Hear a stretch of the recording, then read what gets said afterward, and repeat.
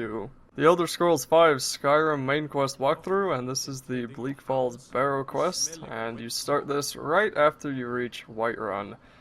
Or, as I've said before, Rohan, because they look from the movies, they look eerily similar, so I don't know if they used to look at Lord of the Rings for some medieval stuff. No, probably not. It's probably just coincidence, really, but it does kind of look like it, how it's up on the hill and everything. So anyway, this beginning quest is really probably one of the first quests that most people will do. And I also bought a new spell, Lightning Bolt, which is incredibly strong, and I will show that by shooting this thing. It died. A lot of the times you have to shoot it 15 times with an arrow or hunt it down with like a big giant dragon great axe. I don't think there are dragon great axes. Anyway, this is probably the first quest that most people will be doing, and because of that, it seems like they really set up this quest to be what the trailers were showing off, I'm sure, and what the pre-game shows from the developers showed. And what I mean by that is that it's like you can do everything in the game in this one quest, almost. They give you places to enchant items with enchanting tables. Oh, maybe they don't do that. I'm probably thinking of a different dungeon. But maybe there's an enchanting table in here, but they set it up to where you can sneak very easily, or you can just rush in and kill them. Then there's a lot of cinematic stuff in it. There's a lot of talking. And a lot of creativity, which seems to really just be lacking in the rest of the game. That was one thing I really noticed about Skyrim, was how the whole game just kind of, it's really good. I mean, it's amazing, and I think it's better than Oblivion in almost every single way, but it doesn't seem as creative as Oblivion did, because there are a lot of really amazing quests in Oblivion that you just kind of made you think, how the heck did anyone think up this? And there were a bunch of those in Skyrim too, there definitely are, but not as many as in Oblivion. Anyway, when you're making your way up to Bleak Falls Barrow, you will first run into this tower, which just has a couple of gold and some bandits. Then, of course, you can look around, see the scenery of Skyrim, which really is amazing. Excuse me. And for some reason, this guy decided to kneel down when he died. Don't know what he was trying to do there. And once you kill everyone inside that tower, or you can completely skip it if you want to, you will just want to follow this path to the Bleak Falls Barrow, where you will run into more bandits, and you will, once you enter the barrow, you will of course run into even more bandits. But then you will run into easily the most common enemy in this game, the Dragur, which is a fancy name for a zombie. Or I guess it's a mix between a skeleton and a zombie. There were zombies in Oblivion, like straight up zombies, they even named them zombies, but I haven't seen any of those in this game, except for the Dragur, and they're pretty much the exact same thing, undead humans. Or in this case, undead Nords. I remember something I read somewhere on some website, somewhere on the internet. People were saying, they were comparing the Oblivion and the Skyrim quest, and they said for Oblivion, you go here, do this stuff, come back, or for like the ghost quest, you go to the ghost, talk to the ghost, make him happy, and in Skyrim they just say, oh, you want to come with me? Nonsense, go to the tunnel and kill Dragur. Or you want to go to the ship? Nonsense, go kill some Dragur and don't trip over them on your way out. It was it was kind of funny, but it is kind of true. Most of this game, you are going to be running into the Dragur enemy. And they are not very difficult at all. There are some places where they will send a bunch of them at you, especially in the main quest. There's one Barrow type place where they're just going to send a ton of them at you. And they're not going to be the weakest Dragur. They're going to be, I think, I forgot what the name was, but it's the one after the weakest. And among the different ranks of Dragur, the strongest, I believe, are the Dragur Overlords, and they allow you to, I mean, they don't allow you to do anything besides kill them, but they have the ability to shout, and that can get a little bit annoying, but it's not usually a problem. They're not usually strong enough to kill you. Right here's a really good spot to sneak if it's your first time ever sneaking, which it shouldn't be because the introduction to this game had sneaking in it. But you can easily kill off those two bandits, or if you want to be with the companions, like what they say, sneaking is for those who can't fend for themselves. If you want to go by that mindset, just rush on in and kill them all. There's also a lot of skeevers, and the charred skeever hide, or just skeever hide, can be used to... Charred skeever hide can be used to create potions, and those will obviously be useful for many, many reasons. And right there, I was not looking at the girl like it looked like I was. I was trying to pick up that bow because I didn't know what type it was, and I couldn't because the girl was over the stupid bow. And I only say that because I didn't realize that when I was recording it, and as I watched through the video, I was like, huh, wonder if the perverts out there are gonna think I'm looking at a bunch of pixels. But anyway, when you loot that area, just come through here, and I couldn't remember. I had played through this before I recorded this, and I could not remember this part of this Barrow because I had done so much Skyrim recording and so much Skyrim playing in that day that I just forgot this part. So I wasn't sure if there were any more bandits around or any of that, so that's why I'm sneaking here. And there really aren't any enemies for a while. Also, sorry if my sound from this point on sounds a little bit behind. I'm gonna try to make my narration a little bit less precise than I could, just so it doesn't sound as behind, but I had to stop recording my narration in the middle of it. I don't want to redo what the 5 minutes I did before this. And because of that, my syncing might be a little bit off, but I'm hopefully if I hadn't said anything, no one would have noticed. And of course, you want to look around everywhere, just try to find any potions that are lying around, find any extra gold, money pouches, coin pouches, and ingredients. You will want to pick up any ingredient that you find. It'll just help with alchemy later. I made a video on alchemy. If you haven't seen that, you may want to go check it out. It's and you don't even need a video to know what alchemy is. You mix two ingredients in a potion making station, and you combine them to make the potion, and you're done. Obviously the uses, as I said in the video, would be to make health potions, or poisons if you want to pickpocket someone and drop a poison in their inventory, or restore Magicka potions, but I've always found the restore Magicka potions, they never restore enough, and the ones that do are either expensive to buy from shops, or they need a lot of materials to make. Which is why you'll probably never see me using the restore Magicka potions. If I'm using something where I run out of magic, then I'm just going to switch to swords or archery.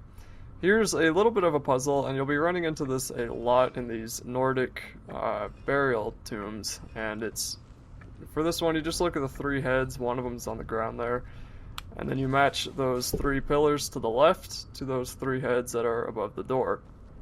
If you get it wrong, it'll probably shoot arrows at you. There's almost always a trap to getting that incorrect. And then, of course, come down here, a bunch of skeevers will attack you. And I remember this part before I recorded this. These stupid skeevers actually scared me because I was hearing them, I didn't know where they were, thought they were behind me or something. I come down the stairs, and out of nowhere, it bites my face off. But skeevers are basically the rats of Oblivion, which also means they are completely useless and not a problem at all. So if you do not like spiders, like if you have a very horrible spider phobia, you should probably stop playing this game right now and stop watching this video right now, because this is the first, I'm not going to call it a boss because they're not really bosses, but I guess you could say it's the first boss inside this game. And it's not really much of a boss because it can't get through that door, so once it comes down, just step out, keep getting its attention, blast it with magic or arrows, or even use a sword, and just keep killing it until it's dead, obviously. And you are going to be running into those spiders a lot in this game, which you probably should have figured out by the tutorial, and especially if you watched the Companions questline. But, you know, most people who hate spiders like this game because they get to kill the giant spiders with magic, but I don't know, it's never really a problem. Then this guy who gets freed, you'll want to kill him right away because he drops the golden dragon claw, which you need, or the golden claw. And if you don't kill him, he'll just run off, and you'll have to kill him eventually. Or someone else will kill him. And from this point on, you'll be running into the Draugr, which are as I said, undead Nords. They will come out of the different crypts that they're in, and you'll hear them banging on them, or they'll just be laying here in these morgues. And if you see one and you're suspicious, shoot it with something, and if it wakes up, then you'll know you have to kill it. But a lot of them, it is kind of hard to tell whether or not they are going to try to kill you.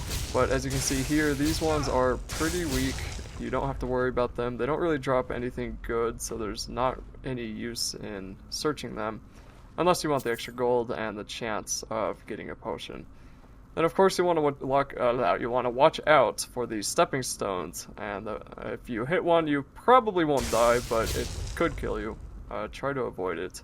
Pay attention to the ground. Try to avoid tripwires or bear traps or anything like that. Which, if you've played any Bethesda game, that should just be common knowledge. Although in Oblivion, they were a heck of a lot more obvious than they were in this game.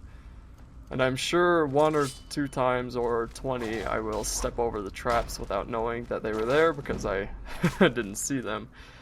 Just because in Oblivion it was painfully obvious if there was a tripwire that was going to drop rocks on your head, while on this one it's more of a stepping stone that mixes in with the commonly colored ground, and when you have problems seeing colors, that is a problem. For that, you will want to just run on through. If you don't know how to run, you will probably want to look at your instruction booklet, and then pull the chain to stop the swinging pendulums in case for some reason you have to go back that way.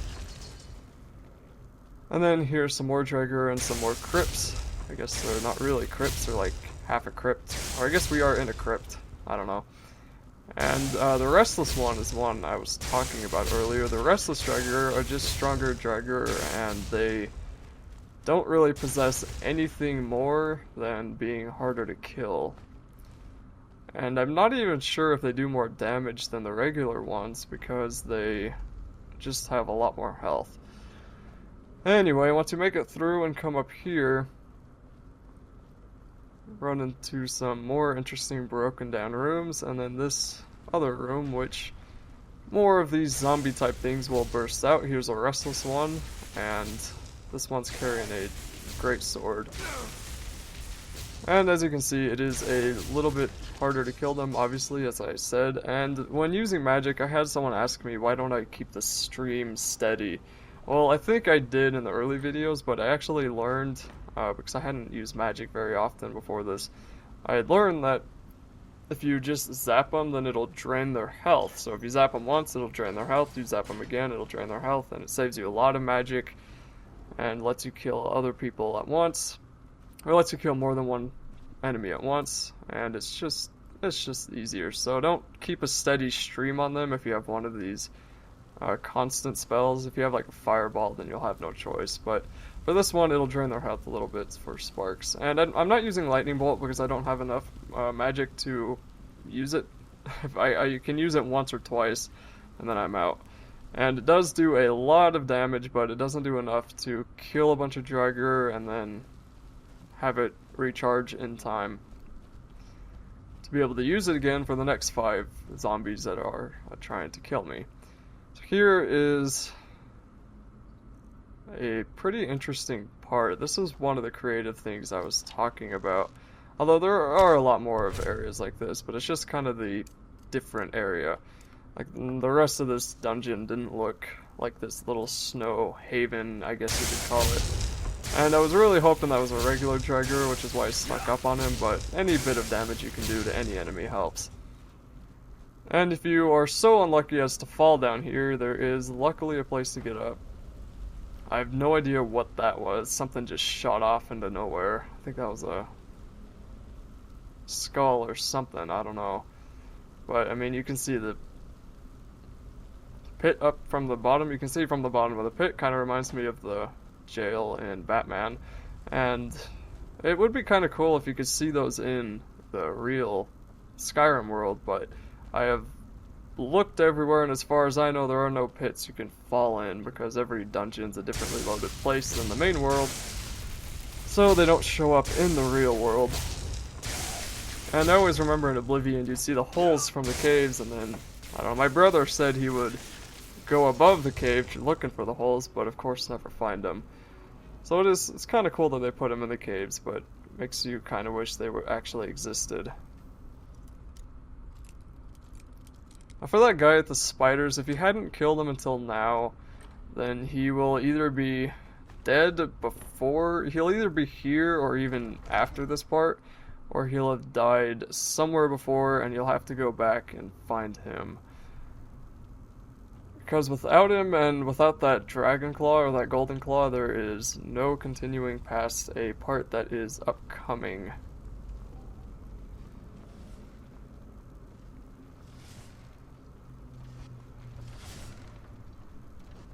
Here's another one of the pendulum things. I was just trying to time it. Later you will get a shout that lets you move very quickly forward, and I'm probably not going to be using that very often, but if you had that shout, which if you're doing this quest you can't possibly have that shout, but if you had that shout, then you could, for one of those pendulum parts, you could just use it through there.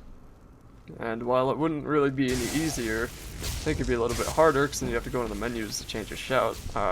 It would just be probably more fun, but you know, that's really up to you. And right here, I am a sliver away from level 9, and I didn't level up. I was like, what the heck? Why is that even allowed? I hate it when that happens.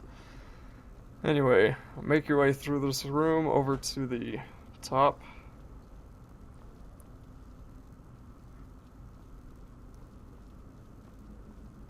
And inside this room is where you're going to need the golden claw. So you'll see this door, it's kind of a puzzle. It's a small puzzle, so you can do it by trial and error if you absolutely had to, but you will need the claw to open the door. And you just want to zoom in on the claw, look at the 3 symbols, in this case a bear, a bug, and an owl, and match it to the door. I don't know how to do that for the Xbox, but for the computer, if you go to the item and then scroll in with your scroll wheel, you can see a closer up view of it. I don't know how to do that on the consoles. I haven't played Skyrim on anything other than the PC. Also, I should mention, my mods from this point on will be the posh mud crabs, and that just gives them a monocle and a top hat. And I will admit, it gives me a little bit of an advantage over killing mud crabs because you see their top hat sticking up out of the ground. But other than that, it's just purely cosmetic. It looks really funny, and I really thought no one would care. But I will admit, if it's that extreme, then it does give me a tiny bit of advantage. So in here is actually a very interesting room, and I just think this room was amazing for introducing the biggest part of Skyrim, and that is shouts. So you come up to this wall, I don't know the name of it exactly, I'm going to call it the shout wall, and you will learn a new word of power. In this case, force, unrelenting force, which is the famous Fus Roda that everybody knows about. And then of course, once you learn the shout, which you can't use yet, you will need to kill this Dragger Overlord that shows up. He isn't very difficult, but as you saw, I ran out of magic, and Draggers are particularly weak to silver, which I forgot to mention earlier. So if you kill the silver hand, be sure to pick up some silver weapons for the many zombies you'll be fighting. Also pick up the Dragonstone after the Overlord dies, and then pick up the soul gems, any money, look at this chest, pick up anything that you want. A kind of a side quest, but I'm just going to call it a tangent quest more than anything, is to give the golden claw back to its owner, and the owner is inside Riverwood, in case you didn't know. And I will be doing that in this video. I'll be going back to Riverwood, giving it to the Riverwood Trader, I think is his name, and then you get, I think, like 100 gold or 400 gold or something. It's worth doing, and it's one less quest you have to worry about if for some reason you decide to 100% this game. Which I did say I started out planning on 100%ing, making a 100% walkthrough for this game, and after playing it, I doubt I'll be able to do that. I think I'm just going to stick with the main quest lines and do some really fun side quests. But other than that, this side quest is just so easy to get out of the way, it doesn't really matter. So that's basically it for the video. For the rest of it, as I said, I go to Riverwood, then I go back to Dragon's Reach, and that's it for Bleak Falls Barrow. Oh, been tending your hounds? You smell like a wet dog.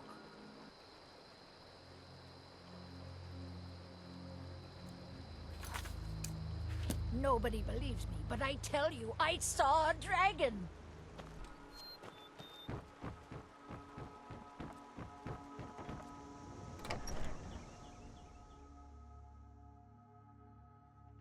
Well, one of us has to do something.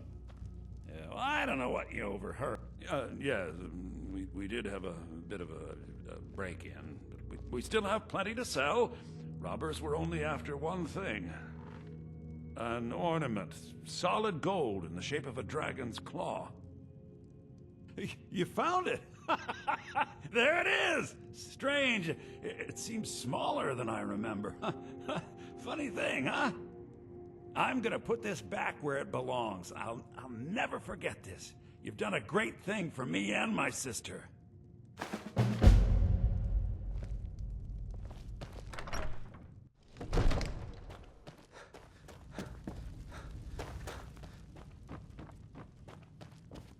You see? The Dragon Stone of Bleak Falls Barrow. Seems you are a cut above the usual brutes the Jarl sends my way. You'll have to see the Jarl about that. Maybe his steward Avenici. I'm sure one of them will pay you appropriately.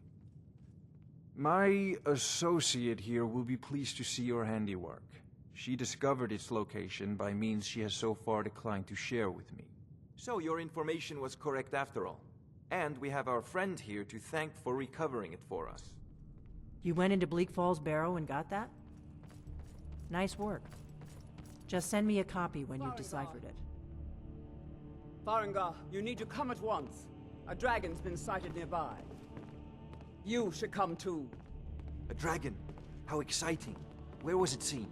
What was it doing? I'd take this a bit more seriously if I were you. If a dragon decides to attack Whiterun, I don't know if we can stop it.